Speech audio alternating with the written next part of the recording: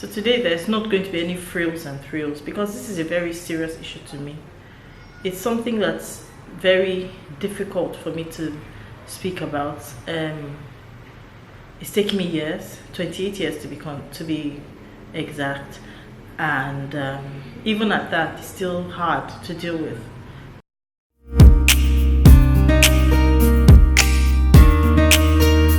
Hello, welcome to my vlog. My name is Mary Eru and I am a vlogger living with HIV. Okay, so if at any time in this vlog you hear the sound of traffic, please just ignore it. I live in metropolitan Lagos, what can I say? So I began a series with the last vlog where I speak about the milestones that surround HIV, at least in relation to me. So in the last episode I spoke about how I found out I had HIV and all of the attendant issues. This week I'm speaking about what I think is the trajectory that led me to this illness. It's something that is particularly rampant these days. Well, not rampant, let me put it differently. We hear a lot about it these days, but it's been there for a while and it's very bothersome. It's something that is seriously wreaking havoc in our communities and in our country in general. I'm speaking about child sexual abuse, and I'm going to be talking about this from my own perspective. The reason I'm speaking about it now is because, well, one, it's about time, but the second reason is that this thing has plagued my life for many years and I need to cast out these demons. Let's just put it like that. So here goes. Okay, so in 1990, I think, when my dad retired from the army, I was retired, we had to move back home. Home for him then was Benin City, where he grew up, I guess, and where he's from. Now, if you know Benin, you know that everybody's related to everybody, and they're so big on tradition and culture and family and respect and all that. And I'm doing that in air quotes because it's superficial in my opinion, but you'll find out why I think that about it eventually. Anyway, so we get to Benin, and the whole first year we move in, we're being introduced to one relative or the other. So that's how I was introduced to this man. He was my father's uncle, so that makes him my granduncle, my grandmother's younger brother. He was a priest, a Catholic priest.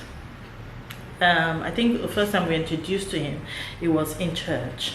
We had gone for morning mass and he was priest there, and he was happy to see his nephew's family, and the relationship blossomed.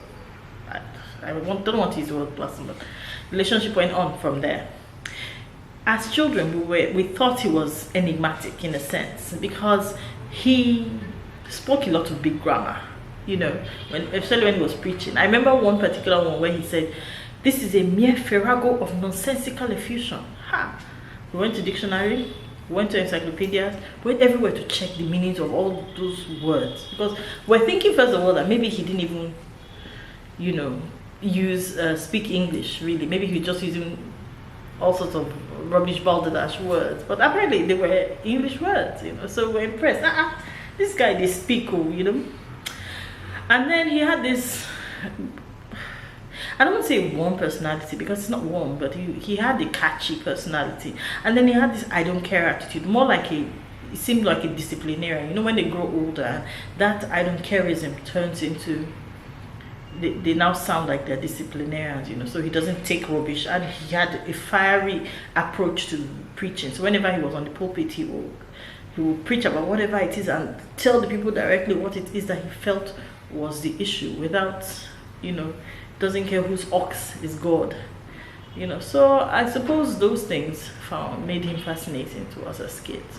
Plus he was a priest, and we thought priests were some other ethereal beings. And that's how we became close to him and my family to him.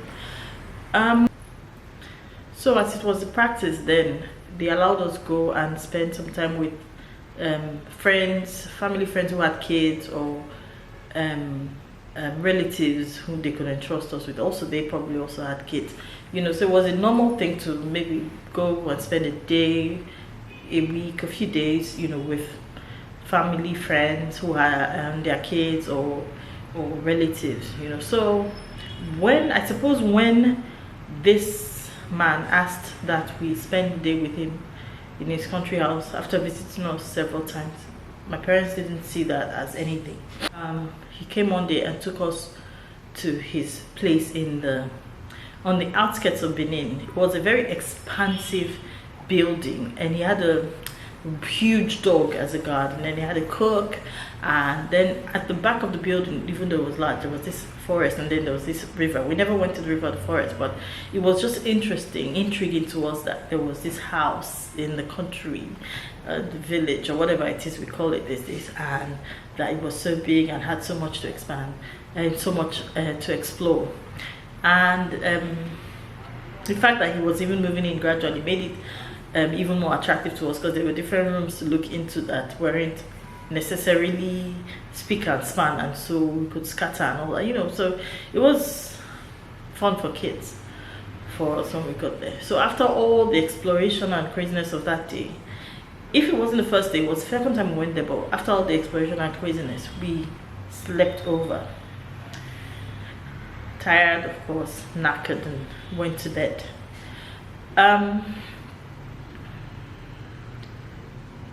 The sleeping arrangement, I didn't see anything wrong with it.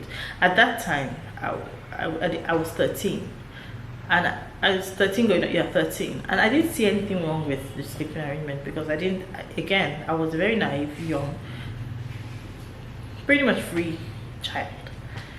So this man slept in between my brothers. I went with my two brothers.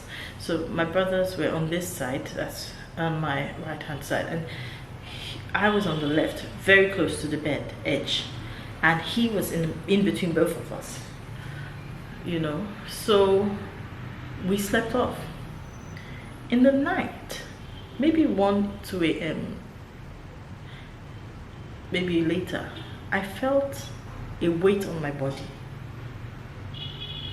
So I woke up startled, and I looked and I saw my granduncle's leg over my body, you know, like he had turned and his leg was over my body. And I was surprised and confused, because I was thinking, does he sleep this deep, you know? And I turned to look at him, and he was asleep. So I thought, okay, you know. And you know, a child who's born with respect, I didn't know how to push him away. So I tried to slink away to the edge of the bed, but you know, I was already at the edge. So I just tried to make myself as unnoticeable as possible, because I didn't understand why this man's leg would be on my body. And somehow I think I drifted off to sleep again.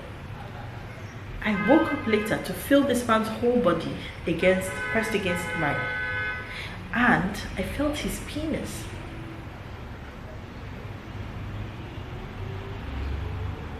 Against my buttocks.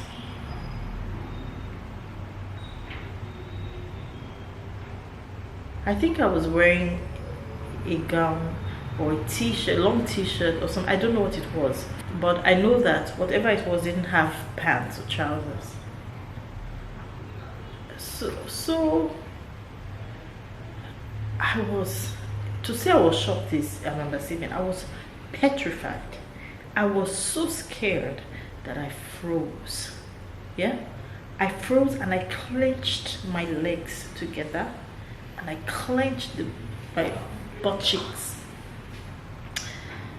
and I thought that if I stayed in that position, he would not know that I was awake, and he would think that I was very asleep, and he would leave me alone. He didn't. He continued maneuvering his penis. It was obvious that he was trying to get into my vagina. But because I was so clenched, it wasn't, I don't know what he was doing, if he was using his hands or what I don't know, but I could feel that bloody thing moving towards me. So in my mind I thought, okay, if I release my legs and his penis lands on my lap, he will think, in between them, of course, he would think that he was inside my vagina. That's how naive I was. I never had sex, and at 13, and I thought this was an excellent plan. So and he would leave me alone. So I did that. His penis landed between my legs, and then it seemed to work because he said, and he ejaculated. He came on me.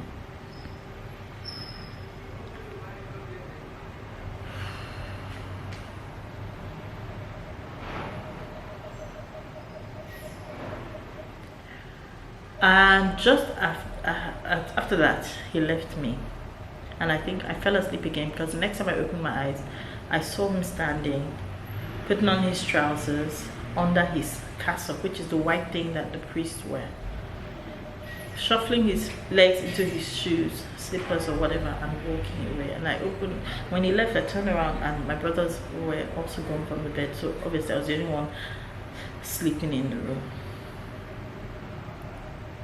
After that, he acted like nothing happened, and we went back home, and I tried to put it out of my mind, and I probably would have succeeded, except if some things else hadn't happened eventually.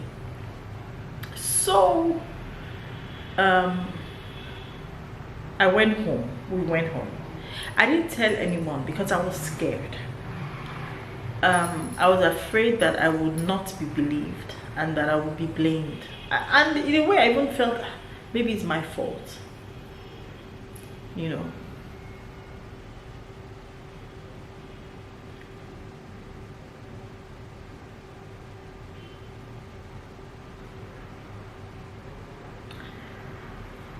This is one of the most difficult things that I've had to do.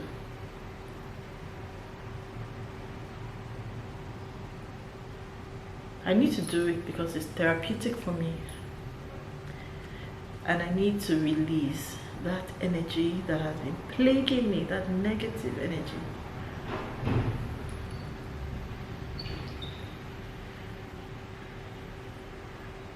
But it's difficult. It's hard to think about it, because it means that I have to go back to that place where it all happened, and then the feelings come back again.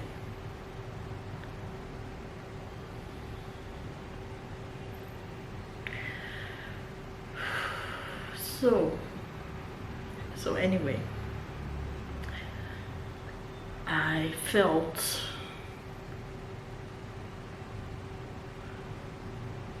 guilty for a long time and ashamed. So I never talked about it, and we could have gone on like that and life would have been grand. But some things happened. A short while later, I got into some trouble with my parents. What happened was, I was behaving like a proper teenage girl.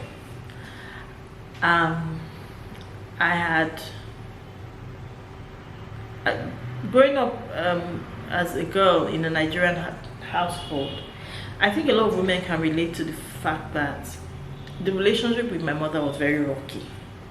And I don't know why it is that women do this with their children. I think it's because in that time and their time, that the need for them to bridge that gap of silence between them and their child did not occur.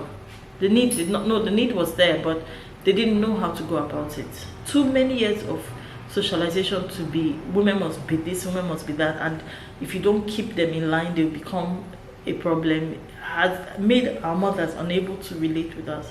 So many of us grew up not having good relationships with our mothers. So my case was not different. I mean, we're good now, but as a teenager. I had a very turbulent relationship with my mother, and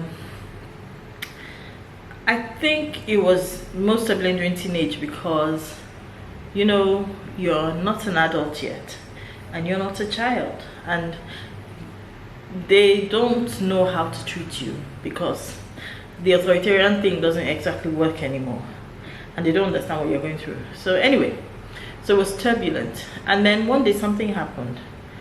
My mom was looking for jewelry, and for some reason she accused me of taking it. Now, to understand how baffled and how baffling this was, you have to understand that I came from middle class, relatively very well-to-do middle class family. I never wanted for anything per se, and we were very sheltered. I pretty much didn't have to go anywhere without a driver and a car. So why she would accuse me of taking jewelry, and then she said I sold it to who? I didn't even know who would buy jewelry. What would I do? You know, that kind of thing. So I was wondering, you know, how did this happen? She and my elder brother were accusing me of that. But you know, it was just an offshoot of the very bad relationship that we had. And you know, that really hurt me. So one day I decided I was going to run away from home. In retrospect, this is the most stupid thing I think I've ever done in my life. But I mean, maybe too many blighting books or something. But I picked up my bag.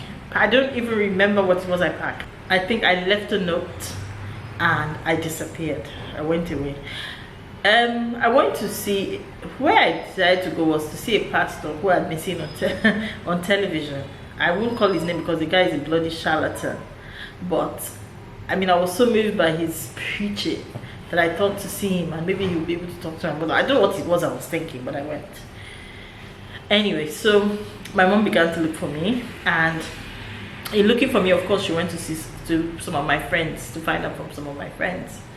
And there was one particularly amebo, gossipy friend of mine who told her that I had a boyfriend. Now this boyfriend was a friend's brother who I did have a crush on, but that was pretty much it.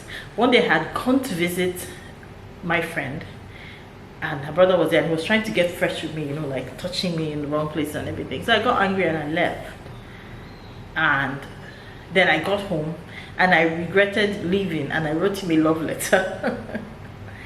So when my mom was searching for me, after talking to my friend, she went to search my room, and then she found the letter, and that was it. Oh, this girl has become wayward. This girl is blah blah blah.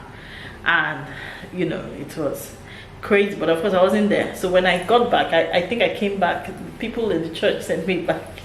So I came back maybe the day after or something.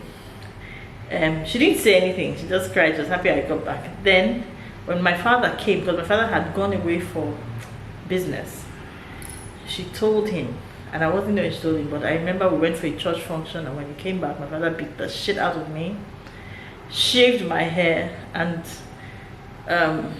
banished me from so many activities. I remember being locked in my room for weeks. Anyway, after that, my father decided that I was joining bad company because of the school I had been in. So it was a good idea for him to move my school. Some disciplined parents had told him about a school in Benin that was totally run by Reverend sisters and was owned by the Catholic Church, and of course would provide me the needed discipline that I required to grow and all that. It was also completely boarding, you know, so at least I didn't have the freedom to begin to perambulate and become wayward. So he thought to seek admission for me in this school. He also thought that because to get me into this school, he would need some extra help. And guess who he called? The same uncle, who was a priest, because of course being a priest, to be respected in the Catholic community, and he also had a reputation, that's this priest had a reputation for being a disciplinarian, so at least he would know how to handle recalcitrant children. And that was the beginning of the wahala. So somehow went to the school together, and my father and this guy sought admission for me and got it after I passed the test and all that. I suppose because of the victory of getting the admission and his disciplinary status, he became a frequent visitor to our house. So when he would come, I wouldn't even see him often because, of course, I was going to that new school. And it was a boarding school. So, but I would see him frequently, which is funny because I was never at home. When he would come, he would of course act the part of the disciplinarian and ask, "Oh, I hope she's doing well. I hope your school is okay." Blah blah blah blah blah. Talk to my parents, and then tell me to walk him outside, where he would ask me questions like, "How are you sexually? Are you a virgin?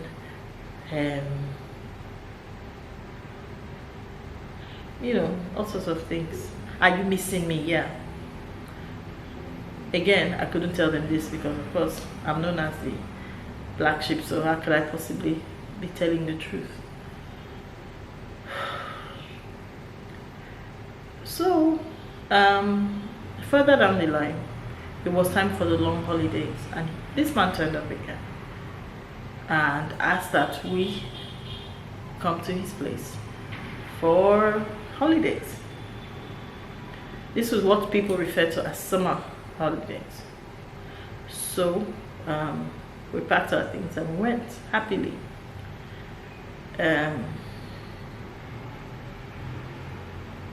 I didn't know what to expect, but my brothers were there with me, so you know, it just a change of environment was always a good thing for us.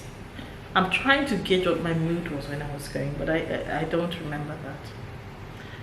So when we got there, all the niceness was exhibiting in my parents' house, so immediately faded, and they began to really be harsh and strict with us, giving us rules and everything. One of his rules was that we would go to bed in order of seniority. So my youngest brother would go to bed first, and then the one after that, after he has said prayers and we have eaten dinner. So I would always be the one left with him in the living room, and that was deliberate because he would turn off all the lights and it'd only be the television lights that were on, and then he would be caressing my breast, dipping his hand in my shirt or in my trousers. If you were passing there and you were a child, you wouldn't know anything was going on. And he would do this every day while my brothers were there. I couldn't go to bed early. I don't remember, but I don't recollect him touching me on the bed. I don't even recollect if we were all sleeping on the same bed in that room. I suspect that we were not. So that's how it went. Now the thing was, if I did not comply with him, or if I denied him access to me or whatever, he would become hostile. His hostility was not the kind of hostility that you can pinpoint and say this guy is punishing this girl because she is not allowing him sleep with her. His hostility was hostility veiled as discipline. So if in the night I pushed him away, I did not allow him to touch me or whatever, in the morning he would scold me for all sorts of things. Oh, what time? Look at time you're waking up. Oh, what? Not to look at where you're putting. Can't you arrange your things? All sorts of things, you know. And another thing was he would do was, he knew I was a very picky eater. I was mostly eating rice or bread or something. He would ensure that those things were not available. He would instruct the cook to cook beans, which he knew I would not eat. He would make sure that the pantry and the fridge were out of bounds. He would lock it and tell nobody's touching that thing. Eat what you have. And these were days when I refused. If, however, I didn't put up a fight against him or objection or whatever, he would over pamper me.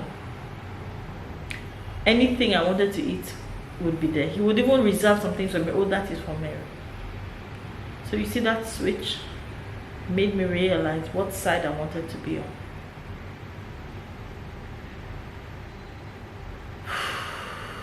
Keep going. So that's how it went until it was towards maybe a month or so before the school's resumption. He brought in another rule. He said that we would go home, we would be returned home in order of our resumption dates. I don't even know how it worked, because I think my brothers were both in the same school. Maybe they weren't, I don't know. But one person, he dropped one person off home, then dropped the next person the next week or something like that. So I was the one left, because I had 2 more weeks before resumption, 2 or 3 more weeks.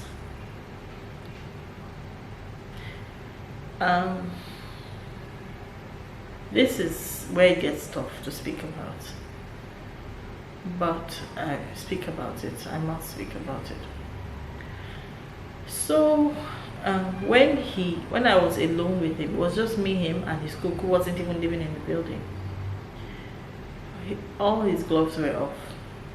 He didn't even make an attempt at pretending like he did not, this was not what he wanted. He made it clear from the minute. We're alone now, and are you a virgin? And he would try to touch me, and he would all sorts of things, you know. Why I think he kept asking, are you a virgin, is because I think that when my father reported me to him about the kind of things that he thought I had done, this man probably thought this would be an opportunity for him to sleep with a girl who obviously has been sleeping with other people, you know. But I guess after staying with him, he realized that what he thought was not right, or was not accurate. So he decided to groom me to be what he wanted me to be. So after maybe 2 days of persisting and asking questions and trying to get a sexual history from me, which he did not, he now decided to go straight to the issue. And the 3rd night or thereabouts, he attempted to have sex with me. It was painful, because of course I was a virgin, 13 going on. It was painful, it was messy, it was gory.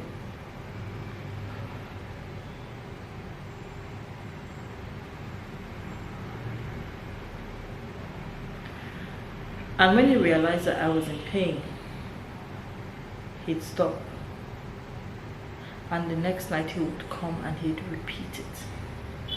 And the next night, and so on and so forth. There's so much more to this story, so much more that I can't even talk about. Things he said, things he did, some things that made me even realize that he was fetish. So much more. But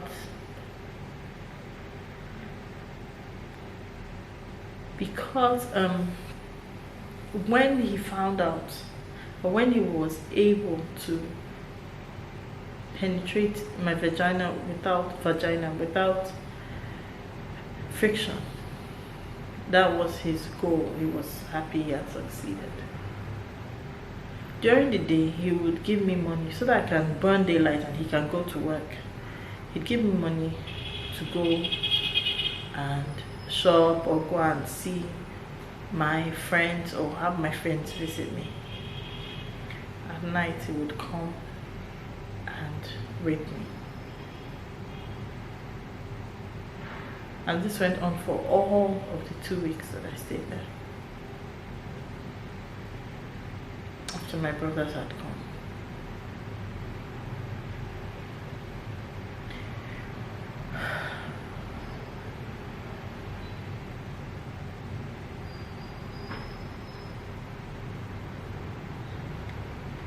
thing is, you know, with Nigerian parents, especially those typical parents of those days, that thing about wanting somebody else to discipline your child, one has to be really careful. One has to be really careful.